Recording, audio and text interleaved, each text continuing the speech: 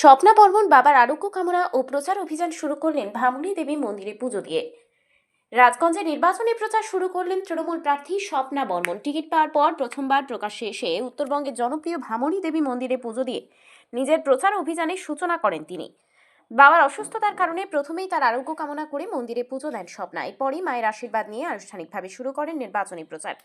তিনি জানান, বাবার দ্রুত সুস্থতা কামনা করেছি, পাশাপাশি দিদি যে দায়িত্ব দিয়েছেন তা যেন সঠিকভাবে পালন করে রাজগঞ্জের প্রতিটি ঘরে পৌঁছতে পারি, সেই প্রার্থনাই করেছি। স্বপ্না বর্মন আরও বলেন, রাজগঞ্জের যুবকদের কর্মসংস্থানের বিষয়টি তার অন্যতম প্রধান অগ্রাধিকার থাকবে।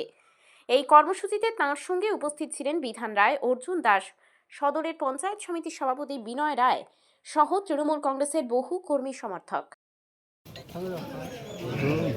মন্দিরে পুজো দিতে এসেছিলাম আমি প্রথমত আমার বাবার জন্য, কারণ বাবার শরীর খুবই অসুস্থ এবং অবশ্যই তার সঙ্গে সঙ্গে যেহেতু দিদি আমাকে এত বড় একটা দায়িত্ব দিয়েছেন, তার জন্য আমার মনে হয় সাধারণ মানুষের জন্য যে দায়িত্ব দিয়েছেন ওটা পালন করার আগে আমার মনে হয় মন্দিরে পুজো দেওয়াটা জরুরি।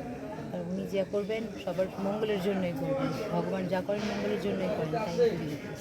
আজকে থেকে কি প্রচার শুরু করছেন পুজো দেওয়ার পর থেকে? অ্যাকচুয়ালি বাবার খুবই অসুস্থ এবং পরিস্থিতি যদি আমাকে সাথ দেয় তাহলে আমি কালকে থেকে অবশ্যই চেষ্টা করবো প্রচারে নামার। এখন জনসংযোগে বেরিয়ে পড়েছেন, মোটামুটি লোকজন তো কথা বলছেন, এমনি সবার সাথে কথা হচ্ছে। আচ্ছা, এই মানে নিচু স্তরে যে তৃণমূলের কর্মী সমর্থকগুলো আছে, আমার উদ্দেশ্যে কি কবতি? দেখুন, আমি একদমই নতুন, মানে একদমই নতুন। আপনারা অনেক দিন ধরে পার্টি করে আসছেন, অনেক দিন ধরে। তো আমি সবসময় একটা কথাই মাথা রাখবো যে অবশ্যই আপনারা যারা আছেন আমার থেকে অনেক অনেক জ্ঞান আপনাদের পলিটিক্স নিয়ে বা পলিটিক্স, যেহেতু আমাকে দিদি এবং দাদা, আমাদের মাননীয় মুখ্যমন্ত্রী মমতা বন্দ্যোপাধ্যায় আমাকে যে দায়িত্ব দিয়েছেন, আর অল ইন্ডিয়া তৃণমূল কংগ্রেসের সাধারণ সম্পাদক দাদা যে দায়িত্ব দিয়েছেন, আমি সেটা পালন করার চেষ্টা করব। অবশ্যই সবার সাথে সাথে আমি আশা করব সবাই আমরা একসঙ্গে চলবো। দিদির যেমন করে হোক এত বড় একটা দায়িত্ব যখন দিয়েছেন সেটা পূরণ করার চেষ্টা করব, অবশ্যই এলাকার উন্নয়ন করার জন্য এবং এলাকাতে আরও ভালো কিছু কী করার দরকার প্রয়োজন সেটা দিদি এবং দাদার কাছ থেকে আনার চেষ্টা করব। আচ্ছা, বিধায়ক যাবেন? কেন যাব না, অবশ্যই যাব, কেন যাব না। উনি অলরেডি এখানকার 4 বারের এমএলএ, কেন যাব না। ওনাকে নিয়ে প্রচারে বেরোবেন? সরি, ওনাকে নিয়ে প্রচারে বেরোবেন? উনি যদি চান আমাকে নিয়ে প্রচারে বেরোতে, আমি অবশ্যই কেন যাব না। এখানে সবাই আমার থেকে অনেক অনেক সিনিয়র লিডার এবং দল থেকে যে ডিসিশন নিয়েছে সেটা দলীয় ব্যাপার।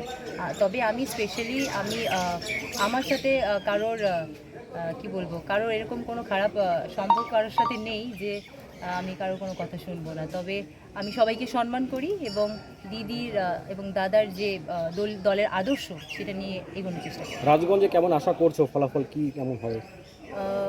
অলরেডি যেখানে 4 বার জিতে এসেছেন, তো আমার মনে হয় এখানে অভিভাবক হিসেবে অনেকজনই আছেন।